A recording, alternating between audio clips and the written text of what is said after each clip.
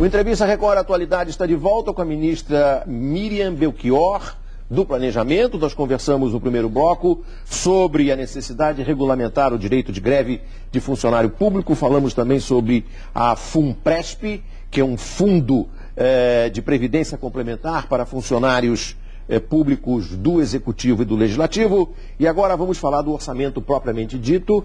A ministra é a guardiã implacável do orçamento da União. Eu já ouvi depoimentos dramáticos de pessoas que tentam convencê-la e não conseguem.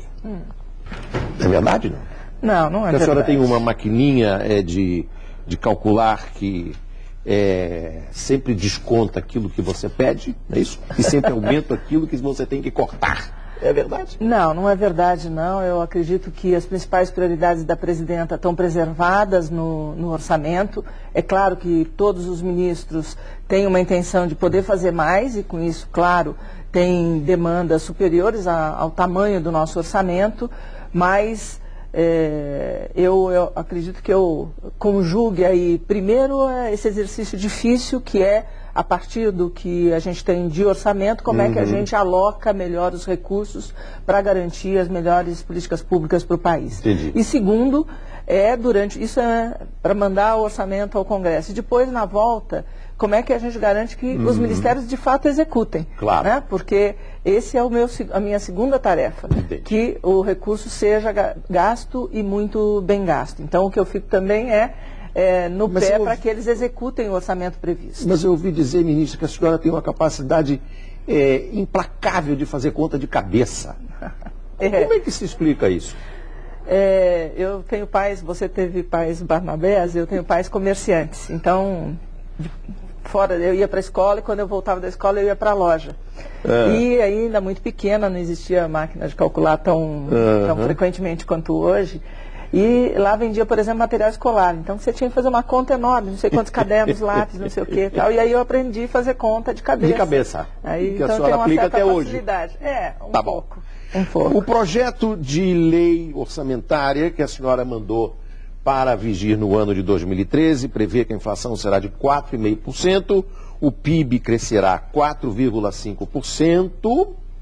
A senhora não errou a mão aí, não? Não. Quem faz essas contas, na verdade, é o ministro Guido, em relação aos parâmetros macroeconômicos. E a senhora concorda com esse crescimento de 4,5%? Essa é a nossa aposta. Os dados já para o segundo semestre, agora de 2012, já estão apontando para o final do ano um crescimento equivalente a 1%, né, o que no trimestre. Então, isso nos leva a crer que nós vamos entrar em 2013 acelerando e que é possível, sim, chegar nesse patamar de 4,5%. Tá. A senhora previu também nesse orçamento que vai nos dar um PIB de aproximadamente 5 trilhões de reais, ou seja, 2 trilhões e meio de dólares. Esse é o tamanho do PIB brasileiro. E a senhora previu um aumento real do salário mínimo de um aumento do salário mínimo de 7,3%, passando para R$ 668. A Previdência tem como pagar R$ 668 reais? Isso faz parte da nossa política de valorização do salário mínimo, que vem sendo feita desde o período do governo do presidente Lula e que vale por lei até 2015. E o orçamento que foi enviado ao Congresso prevê já esse patamar do salário mínimo nas várias despesas que são a ele vinculadas, não só a Previdência, mas também os benefícios da ministra Tereza Campelo. Na área do Bolsa Família. Isso, exatamente. Isso significa que a senhora está imaginando um aumento real do salário mínimo de qualquer coisa perto de 3 pontos percentuais. Exatamente, que é como é a regra estabelecida na lei. Na lei, é o que está na lei. Agora, eu gostaria de lhe perguntar. A senhora disse num documento oficial que o governo da presidenta Dilma, nesse orçamento, manteve as prioridades do Plano Brasil Sem Miséria, o PAC e o Minha Casa Minha Vida. Brasil Sem Miséria é baratinho. Mas... É 0,40% do PIB. É uma... Não é? O pessoal da grande imprensa fica nervoso com o Bolsa Família à toa, né? Porque é um dinheiro muito barato e de uma eficácia impressionante, porque tão pouco consegue tanto. Já o PAC é diferente. O PAC nós estamos falando de Mais do que 40 bilhões de reais. São 50 bilhões de reais, né? Esse ano 42 e no ano que vem 50 bilhões de reais, junto com o Minha Casa Minha Vida. Né? Com o Minha Casa, Minha Casa Minha Vida. Tá. Né? Que é investimentos em infraestrutura. Né? Tá. Eu lhe pergunto, Minha Casa Minha Vida, isso significa que quantas casas deverão ser efetivamente construídas no ano que vem? Então, nós trabalhamos, Paulo Henrique, com o que vai ser contratado, porque você tem um delay entre a contratação e esse é o primeiro passo. Se eu não contratar, não vai ser construída. Então, nós temos a meta nossa para o programa para o mandato da presidenta Dilma são 2.400.000 casas e apartamentos do Minha Casa Minha Vida. Nós já contratamos até o meio do ano quase 850 mil unidades. Se somadas as do presidente Lula, dá mais 1 milhão, são 1.800.000. Dessas, nós já entregamos 1 milhão de casas e apartamentos. Desse 1.800.000, 1 milhão já foi entregue. Então, agora em 2013, nós ainda temos o final desse ano, a gente acha que chega no 1 milhão. Né? E, portanto, completaria então 2 milhões de casas entregues? Entregues não, contratadas. Né? Contratadas no período da presidenta, com mais o do presidente Lula, 2 milhões no total. E aí nós teríamos 2013 e 2014 para completar essa cota de mais 1.400.000, que é a diferença aí. Claro. Não sei se eu embaralhei muitos números. Não, tá claro, tá claro. Né? Então, o programa vai muito bem. Né, representou um avanço significativo para o setor da construção civil no país, que é intensivo em mão de obra. Mão de obra, o que teve influência também sobre os números muito interessantes de emprego. Nós estamos vivendo uma situação quase perto de pleno emprego. Perfeitamente. Né? Então, ao contrário do que acontece na Espanha, na Itália, na Grécia. Mesmo nos Estados Unidos. E mesmo nos Estados Unidos. Isso. Então, esse é um momento realmente muito bom para a nossa economia e tem a ver com essa postura do governo de olhar, entender o Estado como indutor da economia. Né? Então, tanto com ações como do Minha Casa Minha Vida e do PAC, como esse novo bloco de ações de logística que a presidenta está preparando. Sobre isso eu gostaria de lhe perguntar especificamente que nós estamos pretendendo gastar 133 bilhões, sendo que para construir 10 mil quilômetros de ferrovias e 7,5 mil quilômetros de rodovias. Exatamente. 133 bilhões. Isso. Tem dinheiro para isso? Tem, isso é fundamentalmente com o setor privado, portanto tem as linhas de crédito. Quanto é que o governo vai entrar com isso? É uma parte menor, o que é importante é as linhas de financiamento para que o setor privado possa fazer esses investimentos. Né? Então, essa e as condições privilegiadas para fazer isso. Não só ter crédito, mas crédito em condições mais favoráveis para garantir que esse investimento possa ser feito pelo setor privado. Então, é isso. Nós temos o PAC, que são obras públicas, mas também tem a parceria com o setor privado. Então, o governo trabalhando para que os investimentos em infraestrutura sejam feitos para que o país siga crescendo como vem crescendo nos últimos anos. O ministro Passos dos Transportes esteve aqui nesse nosso programa e explicou também que uma parte desses investimentos também já estão previstos no PAC.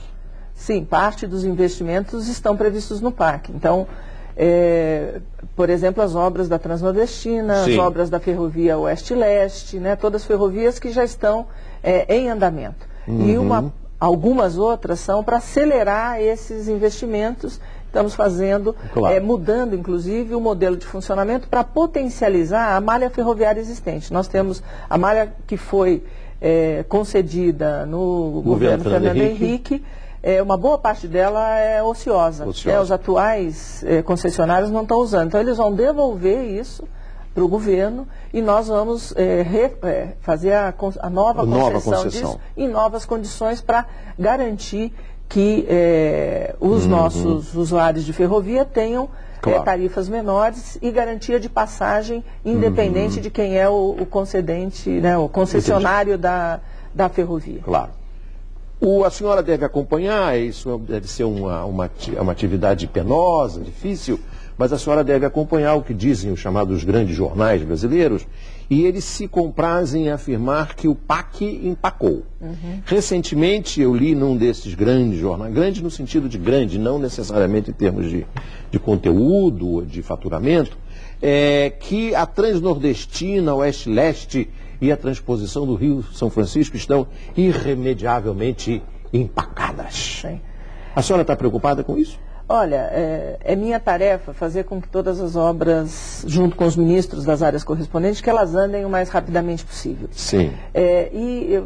Fazendo um histórico, se você olhar, quando o presidente Lula lançou o PAC em 2007, e hoje a presidenta Dilma era ministra da Casa Civil e conduzia o PAC. E chamada por ele de a mãe do PAC. Isso, exatamente. A gente sofria com outro tipo de crítica, que aquilo era propaganda, que nada Sim. daquilo existiria. E essa visão foi mudando, porque as obras foram aparecendo, foram sendo entregues, né? Então, lá no Rio de Janeiro, então, é uma desgraça. O PAC não empacou. Pois é, né? Então nós temos lá todas as obras no Alemão, o teleférico, Isso. que é aquela maravilha em termos de mobilidade urbana para a população daquela região da cidade. Não, eu digo obras de transporte também, a gente está vendo lá o metrô andando, os corredores, o BRT andando. Isso, inacreditável como desempacou lá. Pois é. É assim também em outras áreas, né? As usinas hidrelétricas estão andando e garantindo a energia que o país precisa, para nós não voltarmos a ter aquela situação que tivemos em 2001, do apagão. Então, qual é a crítica hoje? A crítica hoje é essa, que ele estaria empacado. Para nós, não. Eu acho que o PAC anda bem, a execução a cada ano cresce do PAC. A gente faz balanços de 4 em 4 meses, dando informações à sociedade. O último balanço disse que está indo como? Está indo bem, as obras estão indo bem, e que nós estamos batendo recorde novamente de desembolso do PAC. Além de 2010, de 2011, o PAC vem crescendo. Ano a ano, o PAC tem um desembolso maior do que no ano anterior. Exatamente fruto da nossa, não só da nossa experiência, mas da retomada da capacidade do Estado brasileiro de fazer obras. E do setor privado também. Porque, Paulo Henrique, é impressionante. Quando o presidente Lula lançou em janeiro de 2007 o PAC, o número de amarras que tinha para não gastar. Então nós tivemos Era proibido gastar. Exatamente. Nós tivemos que, ao mesmo tempo que fazer as obras saírem, desarmar todo o emaranhado de portarias, normas, decretos e mesmo leis que acabavam amarrando o investimento. Né? Então, isso a gente foi fazendo, trocando pneu com o carro andando. É verdade. Sem falar nos bagres da ministra Marina Silva, né, que tinha também uns bagres. Mas a senhora não vai querer falar desse assunto. Eu vou perguntar o seguinte, ministra. A senhora tem sido acusada, em parte, de cometer o crime sagrado. A senhora é uma sacrílega de ter mexido nos fundamentos ortodoxos que a senhora herdou, que o governo Lula herdou e a presidenta Dilma herdou do presidente Fernando Henrique, que é uma política econômica baseada em câmbio flexível, meta de inflação e obtenção do superávit primário. Que a senhora estaria, digamos assim, flexibilizando, para usar uma palavra que os economistas gostam de usar, flexibilizando o conceito de superávit primário com aquilo que eu li recentemente no jornal Valor, com uma espécie de contabilidade, abre aspas, criativa, fecha aspas.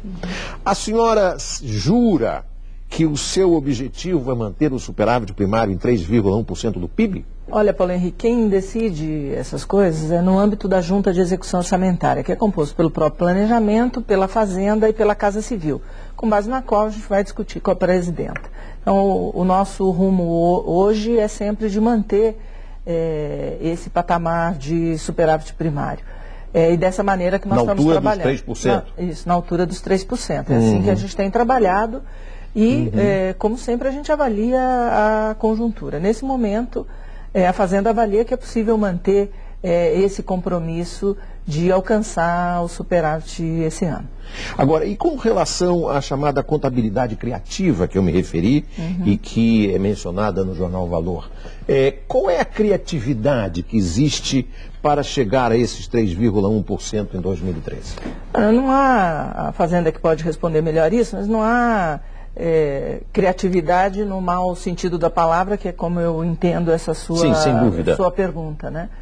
O governo tem receitas e trabalha com essas receitas e com as despesas de maneira a alcançar o superávit previsto pelo governo a cada ano. Então, o secretário do Tesouro é quem trabalha com isso fazendo aí os ajustes que são necessários ano a ano. Você sabe, na família de cada um de nós tem lá o seu orçamento, o seu salário no final do mês e vai trabalhando com criatividade também, claro, para pagar suas contas, fazer novas compras. Então é natural que isso aconteça também no governo federal. Não há nenhum truque para oferecer à sociedade um superávit irreal? Claro que não. Não, tanto é que no final do ano essa economia está lá nos cofres públicos. Eu lhe pergunto agora, ministra, a senhora acabou de demonstrar que haverá dinheiro para fazer o PAC, o Minha Casa Minha Vida, fazer o Brasil Sem Miséria, agora associado ao Bolsa Família, que são 3 pilares do governo Dilma, acompanhando também esse programa de obras em rodovias e ferrovias. Eu pergunto, ao mesmo tempo será possível realizar isso que a presidenta Dilma vem fazendo e que eu imagino que continuará a fazer, que é desonerar fiscalmente, ou seja, reduzir a carga de impostos? Com certeza, o orçamento... Vai ter espaço para isso? Vai ter espaço. O orçamento para 2013 tem uma reserva de 15 bilhões exatamente para a presidenta poder fazer novas desonerações. Então a gente já previu os investimentos necessários, além desse que você colocou, o aumento dos recursos para a saúde, aumento dos recursos para a educação, para o programa Brasil Maior, para garantir o aumento da produtividade do país e, portanto, da nossa competitividade. Claro. Portanto, e também nesse leque, né, de melhorar a competitividade da nossa economia, também recursos previstos, reservados, claro, para novas desonerações, que aí o ministro Guido está preparando essas novas, além daquelas que ele já anunciou semana passada, relacionada à folha de pagamento. Quer dizer que a presidenta Dilma tem 15 bi no seu pacote de bondades? Para o ano que vem. Para o ano de 2013. Além de todas aquelas que já foram feitas. Além de todas que já foram feitas. Agora, eu gostaria de que a senhora nos ajudasse agora a entender, com relação a essa discussão sobre se o governo mudou ou não os critérios de gestão da economia, desde aquela ortodoxia do Fernando Henrique, passando pelo presidente Lula, agora com a presidenta Dilma Rousseff. O que foi preciso mudar? A senhora acompanha os governos do presidente Lula e da presidenta Dilma Rousseff, viu o que recebeu em 2003 e agora viu o que recebeu em 2010. Eu lhe pergunto, qual foi a mudança? O que, em última análise, o que o presidente Lula teria feito também se tivesse continuado? Na verdade, eu acho que a gente precisa olhar o Brasil em relação a hoje. De 2003, todo mundo sabe, o risco Brasil era na casa de 2.000 pontos,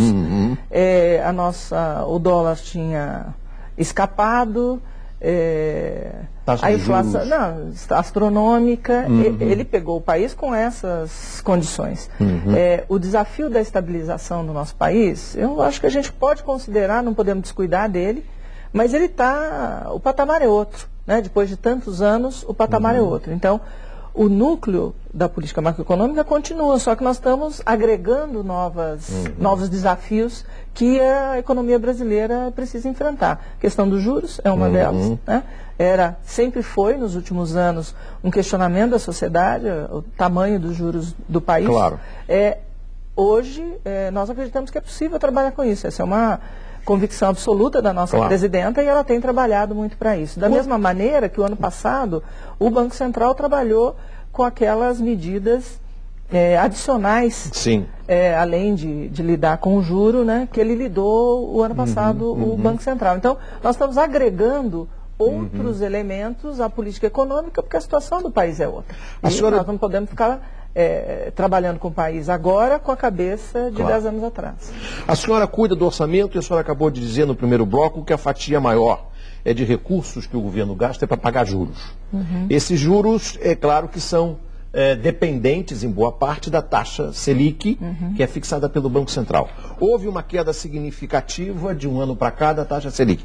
Quanto que a senhora já economizou com a queda dos juros? A gente economizou muito e por isso é que a nossa trajetória da dívida pública está caminhando para os limites estabelecidos para a nossa meta que o ministro Guido estabeleceu junto com a presidenta. Se eu me permito informar os nossos espectadores, a dívida pública em relação ao PIB era de 60% em 2002, é previsto que seja de 33% em 2013 e de 27% em 2015. Isso. É isso? Fiz o dever de casa? Fez perfeitamente. E isso nos coloca muito abaixo da maioria dos países, né, desse percentual aí da dívida pública em relação ao PIB. Né? Então, acho que esse é uma lição de casa que foi feita durante o governo do presidente Lula e agora continua com a presidenta Dilma, que dá essa situação nova para o país que, portanto, nos coloca novos desafios e por isso que, junto com o núcleo da política macroeconômica, a gente agrega novos fatores importantes. O que não era possível prever antes com a redução dos juros, agora sim é possível prever com uma estabilidade dos juros num degrau mais baixo. Claro, com certeza. Né? Além dele ser um fator importante para a nossa competitividade. Claro, não só para as contas do governo, mas para a conta das empresas também. Exatamente. Ministra Miriam Belchior, muito obrigado. Foi um grande prazer contar com as suas explicações. O Entrevista Record fica por aqui. Você pode rever esse programa no site da Record News, no portal R7. Boa sorte, Record News, jornalismo 24 horas de plantão.